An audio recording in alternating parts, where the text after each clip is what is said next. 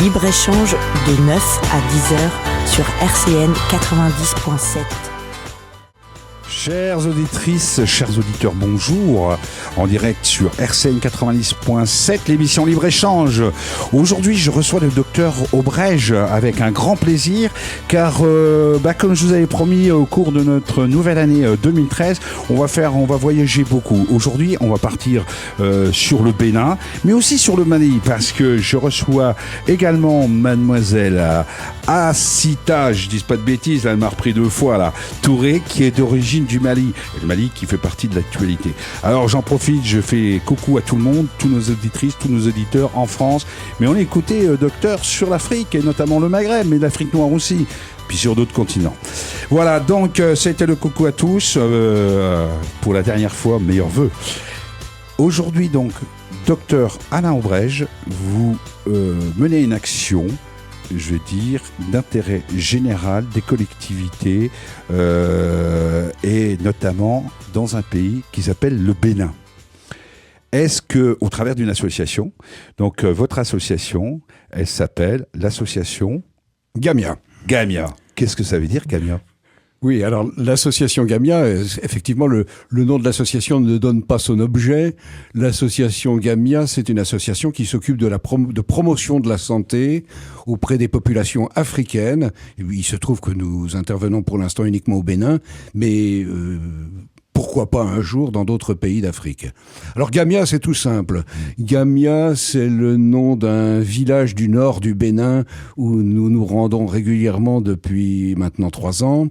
Alors, donc, cette association, elle a 3 ans, vous êtes dans la 4e année, c'est bien ça ? Nous entamons la 4e année d'existence, oui. Alors, elle a été, cette association, mise en place par l'initiative d'un de vos confrères, qui est Alain Deluse, qui est le fondateur à la base. Le fondateur de l'association. Avec vous aussi, oui. Certainement. Très rapidement. Comment ça s'est passé ? Alors, expliquez-nous un petit peu. Alors, l'historique, très simplement, l'historique de l'association. Mon ami Alain Deluse faisait des études de santé publique et devait faire un mémoire. Faisait des études de santé publique, option pays en voie de développement. Et il devait faire un mémoire et il a eu l'occasion, je résume, hein, non, il a eu l'occasion d'aller travailler au Bénin pour son mémoire en travaillant avec une mutuelle de santé africaine là-bas. Il a donc réalisé son mémoire et ça lui a donné des idées. Il a emmené une première fois un certain nombre de personnes, une équipe de 10 personnes qui est partie là-bas avec un projet pour la promotion de la santé. Puis ça nous a semblé intéressant. Le projet a bien marché et on a donc décidé de poursuivre ces activités-là et de créer l'association pour les mener à bien. Alors s'il y a des personnes aujourd'hui qui disent tiens, moi ça m'intéresse, je veux aller avec vous là-bas, docteur, comment que ça se passe ? Eh bien, il faut qu'ils prennent contact avec nous, bien sûr, qu'on les rencontre, parce que pour leur expliquer ce qu'on fait, voir ce qu'ils attendent, et comment voir si ça les intéresse. Et en général, les personnes qui nous contactent pour partir finissent par partir. Alors, vous arrivez à les convaincre. Je crois qu'avec vous, docteur... Mais ceux qui nous contactent ont déjà très envie de partir. Voilà, oui, absolument. Alors, ce que je vous propose, c'est qu'on fasse un petit bilan de ce qui a été fait là au cours de ces 3 dernières années, si je peux dire, 3 premières années, et également, en l'occurrence, par rapport à la dernière année. Alors, d'un point de vue général, quelles sont les actions qui ont été menées au cours de ces 3 premières années? Oui. Alors, nous développons nos actions sur 2 axes. Le premier, c'est un axe médical, c'est-à-dire que nous intervenons dans des dispensaires publics dans lesquels les soins sont prodigués par des infirmiers. Il n'y a pas de médecin, enfin habituellement pas de médecin sur place. Ce sont les infirmiers qui reçoivent les malades, qui les examinent, qui font les prescriptions, les diagnostics et les prescriptions. Nous intervenons donc dans ces dispensaires aux côtés des infirmiers pour les aider à améliorer leurs compétences selon leurs besoins, à améliorer leur diagnostic et à améliorer leurs prescriptions. Il n'y a pas de médecin habituellement dans les dispensaires. Les infirmiers ont une excellente formation d'infirmiers. Ils sont en général très compétents, mais ils sont pas médecins. Oui. Et donc, nous leur apprenons un certain nombre de techniques simples. Par exemple, l'auscultation pulmonaire. Nous leur apprenons à examiner les patients et à prise de tension, par exemple, et à formuler des diagnostics un tout petit peu plus cohérents que ce qu'ils faisaient jusque-là. Comme ils sont prescripteurs, si leur diagnostic, s'ils ne sont pas sûrs de leur diagnostic, ils prescrivent des médicaments pour tout. D'accord. C'est-à-dire que pour être sûr de ne pas se tromper, prescrire aussi, alors. Ils prescrivent, bien sûr, ils font les ordonnances. Bah oui. Ils prescrivent toute une liste de médicaments. Alors vous allez avoir un antipaludéen, parce que le paludisme est le problème de santé numéro 1 là-bas. Puis vous allez avoir un antibiotique parce que vous toussez. Et puis on va vous donner un antidiarrhéique parce que vous avez mal au ventre, etc., etc. Donc on leur a appris à mieux formuler leur diagnostic. Et c'est un effet, par exemple, je donne un effet directement mesurable de ce qu'on fait, c'est qu'au bout de 2 ans, ou même déjà au bout de la première année, là où nous sommes intervenus, les prescriptions d'antibiotiques ont été considérablement diminuées. Ça veut dire qu'ils n'en ont pas donné à tout le monde. Oui, par manque aussi. Voilà. Ça, on en parlera au cours de notre émission. Il y a un manque. Il y a un manque. Et il n'y a pas de manque. Ce que vous expliquez. Vous vous souvenez probablement du slogan "Les antibiotiques, c'est pas automatique", qui a eu un certain succès chez nous. Eh ben, il a énormément de succès en Afrique également. Ça leur plaît bien. Et ils comprennent mieux. Oui. Nous, on a du mal ici, vous voyez, alors qu'on se dit pays, si je peux dire, évolué, on a du mal à comprendre que ce n'est pas obligatoire. J'en profite pour passer le message, docteur. Bien sûr, ce n'est pas obligatoire. Vous avez raison. Alors, en écoutant le docteur Issata, oui. est-ce que vous identifiez un petit peu ça parce que il y a quand même cette zone géographique. Les pays ont tendance quand même, ça se ressemble un petit peu, les désertifications, tout cela. Moi, personnellement, je travaille sur des actions aussi. Effectivement, au Mali, on a des problèmes. Pas seulement dans les zones rurales, mais il y a aussi des problèmes dans la capitale, parce que il faut remarquer qu'au Mali, à Bamako, on n'a que 2 grands hôpitaux.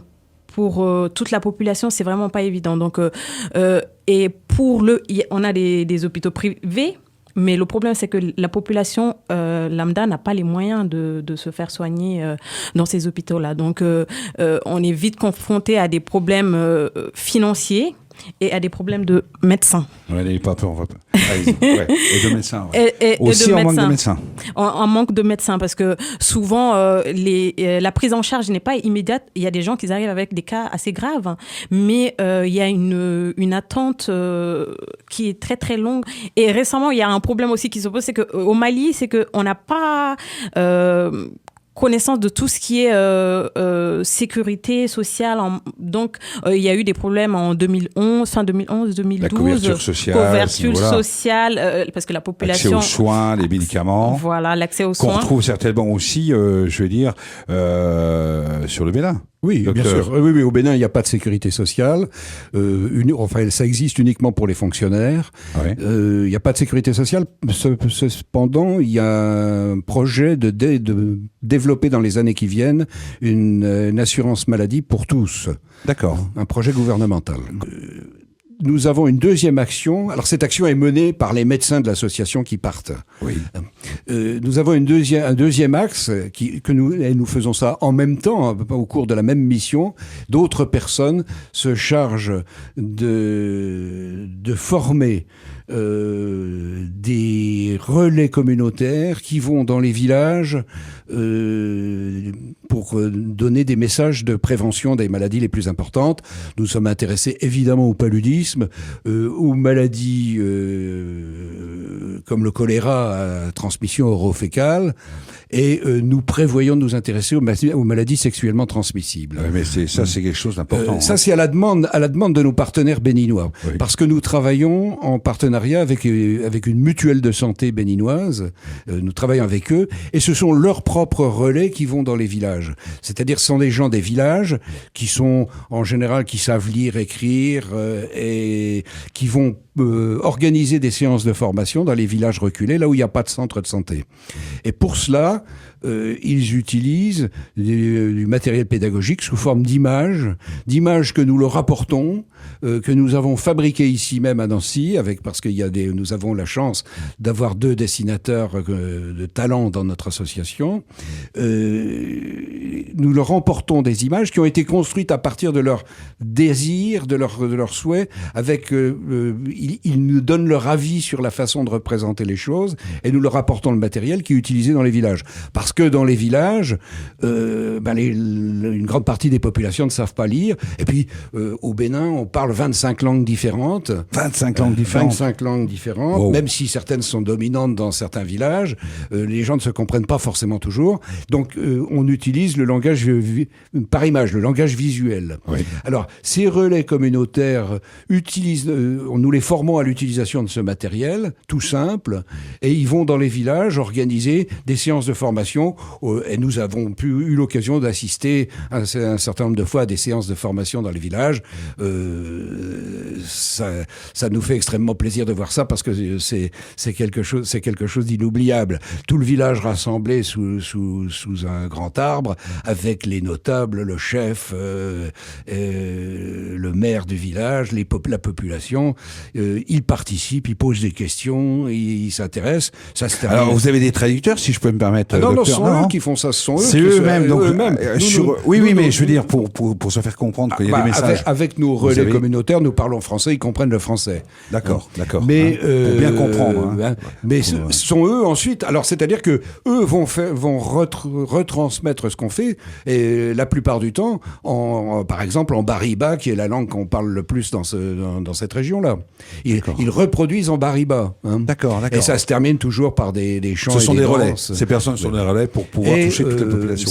C'est très très apprécié, et probablement c'est certainement extrêmement utile. Alors ça c'est le premier axe. Je vais être, c'est le deuxième axe de nos activités. Oui. Et pour cela, il n'est pas nécessaire d'être médecin pour participer à la formation des relais communautaires. Tout le monde peut y participer. Tout le monde peut y participer. Nous assurons la formation des gens qui partent en mission. Sur un certain nombre de points, c'est-à-dire qu'ils sont parfaitement compétents pour faire ça. C'est tout nouveau. Il vient d'être créé des infirmeries scolaires dans la région, et nous n'avons encore pas travaillé avec elles, mais nous les avons visitées, et nous prévoyons d'assurer un peu la même genre de mission que celle que nous avons dans les dispensaires. D'accord. Nous essayons autant que possible de rencontrer les responsables de la santé locaux, régionaux. Quelles sont les difficultés, justement? Les difficultés. Alors, c'est-à-dire que nous avons besoin d'abord de leur soutien pour nos activités, mais aussi pour discuter un petit peu de la politique générale de la santé dans leur région. Par exemple, je donne un exemple. Ça c'est plus dans le nord, c'est dans le sud où nous allons depuis un peu plus d'1 an seulement. Dans le sud, les choses sont extrêmement différentes. Nous allons à Dassa, qui est une ville du sud du Bénin, dans le département de Zoukoline. Dans le sud, il y a le système public est désertifié par rapport à un secteur privé totalement anarchique. Je crois qu'il ne faut pas avoir peur de le dire, tenu la plupart du temps par des gens incompétents. En plus. Il y a une pénurie de médicaments dans les pharmacies du secteur public, sciemment organisée au profit du secteur privé. Ah, ça, c'est des choses quand même importantes à le dire. Donc, en fait, il y a, je vais dire, il y a le marché au noir aux médicaments. Absolument. Alors, est-ce qu'il y a des réseaux qui se créent? Ah oui, bien sûr. Il y a toutes sortes de... Vous n'imaginez pas tous les trafics auxquels ça peut donner lieu. La vente de médicaments de rue dont on ne sait pas trop ce que c'est, etc., etc. Ça peut être un Smarties, comme ça peut être n'importe quoi. Si c'est un Smarties, c'est pas trop C'est grave. pas grave, oui, mais je le fais exprès, voilà, vous avez raison. Donc, un des points que nous avons discuté, par exemple, dans le Sud avec le directeur de la santé, c'est qu'il veille personnellement, et il s'y est engagé, à assurer l'approvisionnement des pharmacies publiques pour faire revenir le public vers les centres de soins vers les lieux publics où la qualité des soins sera meilleure. Alors, et le coût beaucoup moins important. Oui, mais est-ce que ça ne risque pas d'amener, je vais dire, des rivalités? Ça amènera des rivalités, c'est certain. Probablement.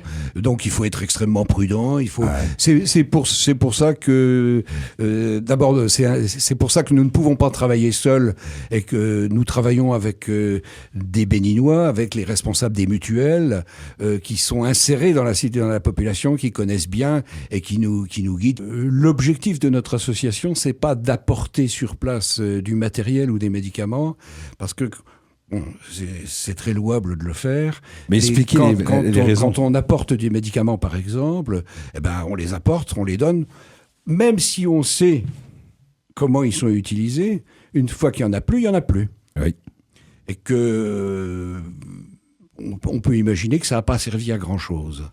Et que nous, notre objectif, c'est de ne pas faire à la place des gens, mais de les aider à faire eux-mêmes.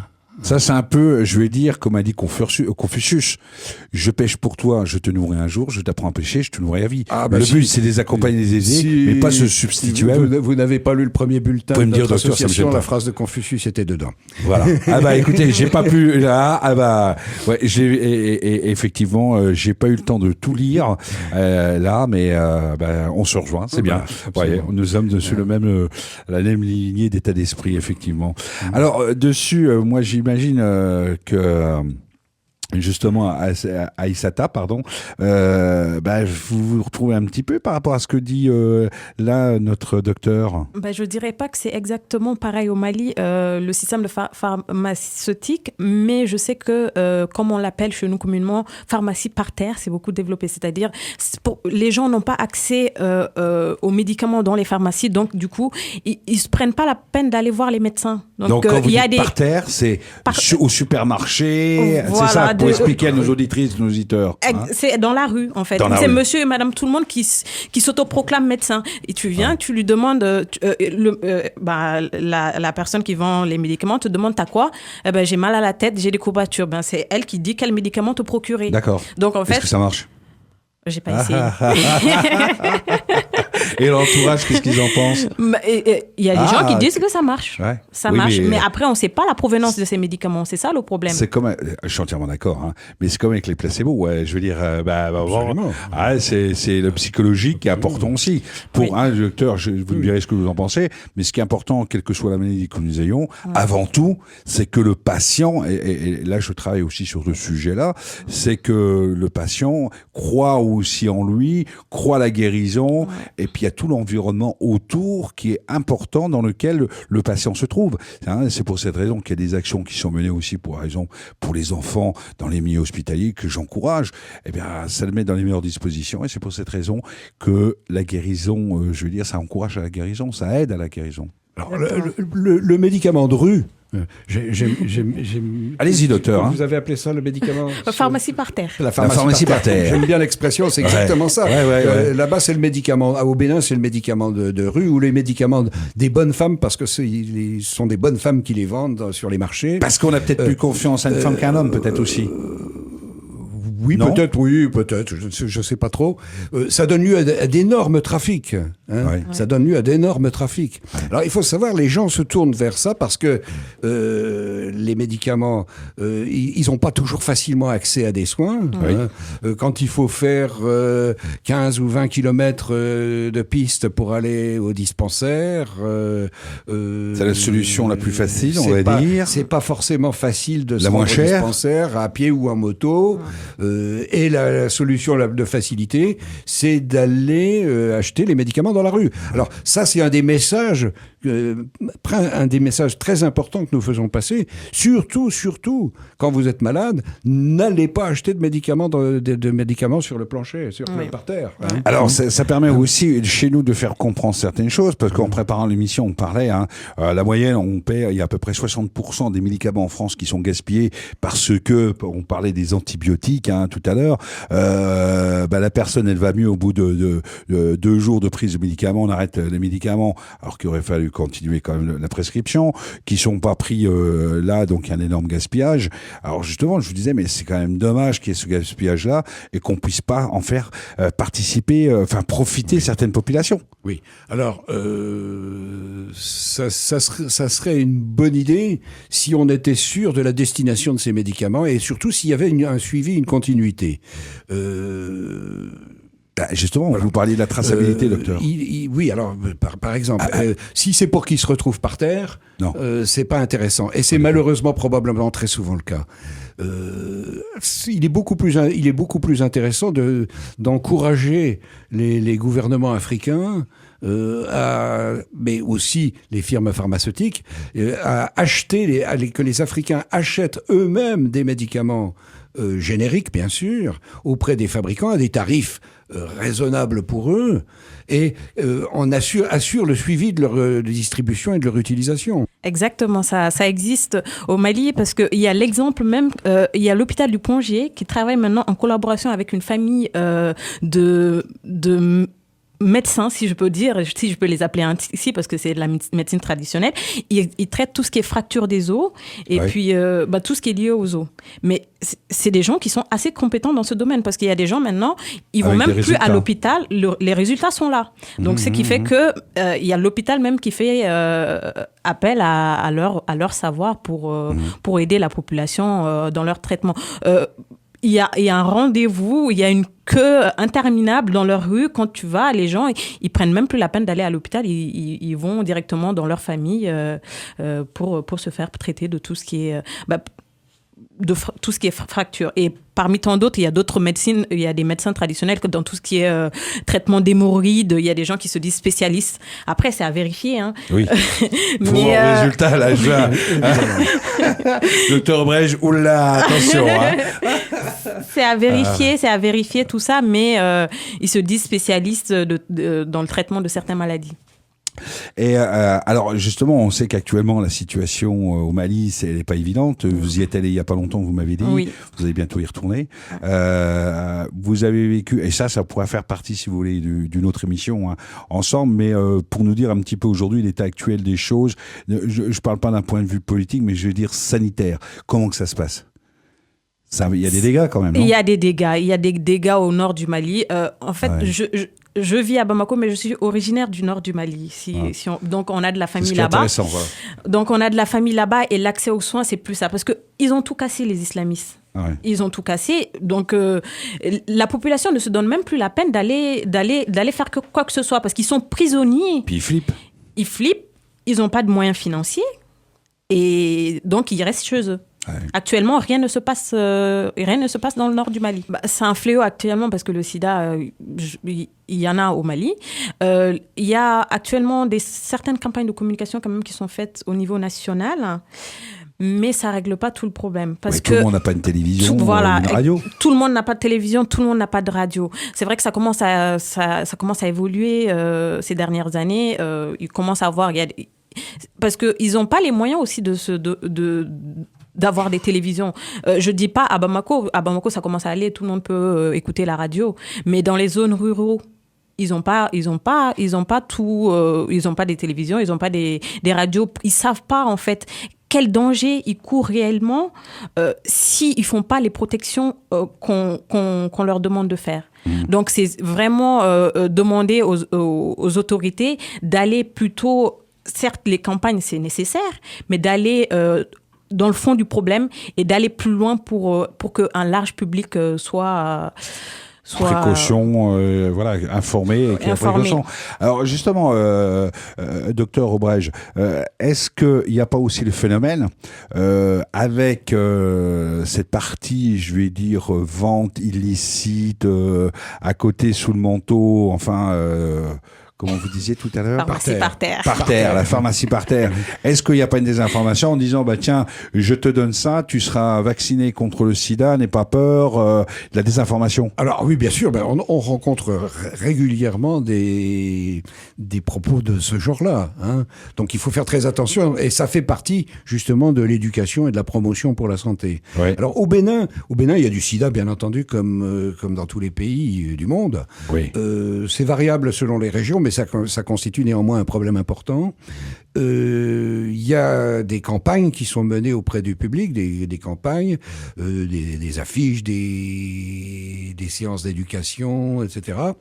La télévision n'arrive pas dans tous les villages, mais par contre la radio arrive dans tous les villages. Oui, il y a tout un réseau de radios communautaires, et nous participons d'ailleurs quand nous partons en mission régulièrement, là où nous allons, nous participons à des émissions de radio sur les radios communautaires qui sont très très écoutées, hein, parce que c'est le seul moyen d'information des populations. Est-ce que, vous qui connaissez bien votre pays, et puis en général, je veux dire le Centrafrique, on va dire, hein, oui. Est-ce que justement il y a de l'information qui est faite auprès des adolescents et des adolescentes? Première question. Et deuxième question, est-ce que c'est quelque chose qui est tabou? Le sexe, est-ce que c'est tabou? Auprès des adolescents, adolescentes, je dirais presque non. Parce que, comme vous l'avez dit tout de suite, c'est un tabou. On dit que les filles sont plus éveillées que les garçons. Alors à ce sujet-là, comment que ça se lance? Il y a un tabou à parler de sexualité. Oui. C'est pas dans nos mœurs d'aller voir des jeunes de 14-17 ans dans des écoles et leur dire ça commence à venir, hein. Il y a encore un long chemin à parcourir, mais ça commence à venir. Mais c'était pas dans nos mœurs d'aller voir des jeunes et leur parler de sexualité, parce que les parents vont penser que c'est on est en train de pervertir les enfants, non pas qu'on est en train de les protéger. Question d'éducation, question aussi de mentalité, question culturelle, voilà. À ce niveau-là. C'est ça, exactement. Donc il faut arriver il faut respecter les traditions locales, il faut respecter certaines choses, et d'un autre côté, là... Comme le docteur l'a dit tout à l'heure, maintenant avec les affiches, ça commence à aller, parce que sur les affiches, on essaie de montrer surtout des images d'enfants et de parents. Peut-être en visualisant, ils se disent que bon, tout le monde peut être concerné par le problème. Oui, oui.